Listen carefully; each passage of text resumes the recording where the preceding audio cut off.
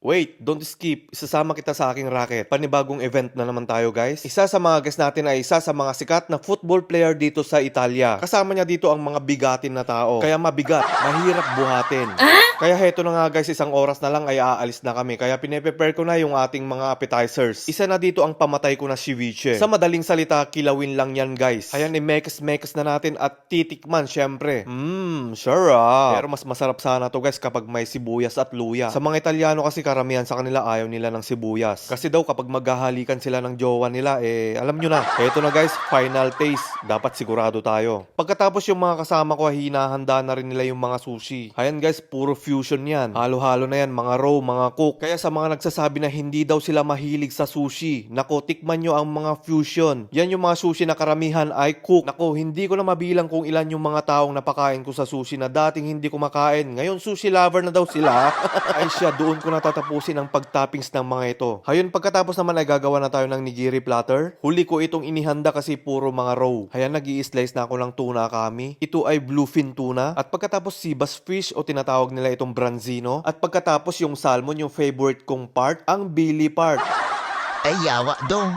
At pagkatapos may vegetariano kasi doon kaya nag-request ng nigiri na puro avocado. Ang sagwa lang ng avocado guys, hindi consistent yung lambot. Ay siya, gawa na tayo ng nigiri guys. Ganito lang ako mag-plate guys, kung alam mo na yung quantity na gagawin mo. Do the math at mag-imagine ka lang, makukuha mo yan. Para hindi ka magkamali, umpisa mo sa sentro at para hindi ka palipat-lipat. Gaya ng nakikita nyo, diba? Hetong avocado lang naman ang mahirap inigiri dito. Kapag matigas ang iyong kamay ay mabuti palang gawin mo na lang itong ice kinde. Kaya lagyan nyo rin ng salt and pepper para magkalasa. Pati na rin lime para hindi agad umitim. Kailangan ko kasing tapusin ang garnish neto kasi heto ang unang ilalapag namin mamaya. Kagaya neto, nilagyan ko na rin ng jalapenos para sa mga mahihilig sa maaanghang. Natutulong ako magkapangpangan, hirap ko ng bigkasin.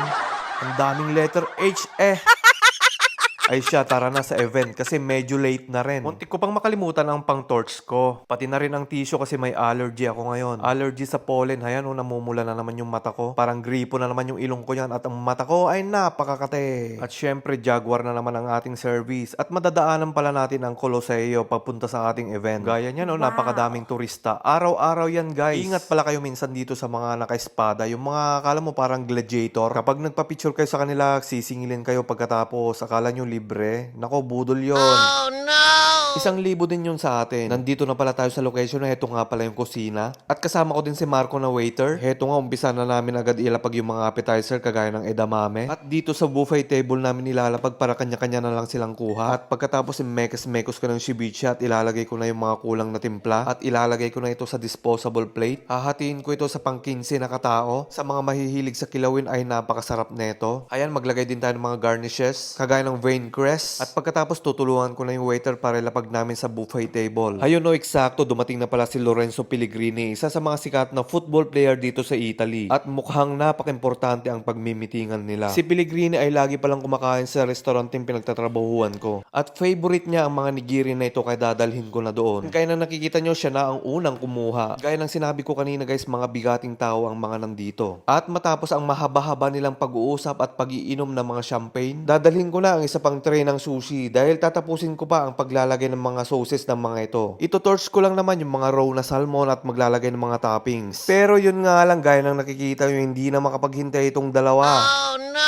Sikat din na football player itong isa kaso hindi ko nga lang talaga kabisado. Sa mga mahihilig sa soccer, sigurado kilalang kilala ito. Nako, kung mga NBA player sana, mas kabisado ko ang mga yon. Hindi lang talaga ako mahilig manood ng football. Ito nga, may last tray pa guys na sushi, kaya dadalhin ko na ang mga ito para maubos na nila at uuwi na rin kami. Ayan, buti na lang walang mga kumuha at nakumpleto ko ang mga toppings at mga sauces ng mga ito. At hayun nga guys, gumawa pa ako ng mga ilang pieces ng mga sushi. At dahil kailangan, heto na rin yung pinaka-show cooking ko rito. At pinagtyagaan ko na ang napakababang table makagawa lang ng mga sushi. At nakalipas ng kalahating oras, sa wakas natapos din kami. At dumating na rin ang sundo naming Jaguar at umuwi na kami. Dito po nagtatapos ang ating video at sana po nagustuhan nyo ang ating mini vlog. Salamat po sa inyong panunood. Kita-kits po ulit tayo sa mga susunod kong racket. Ciao, ciao!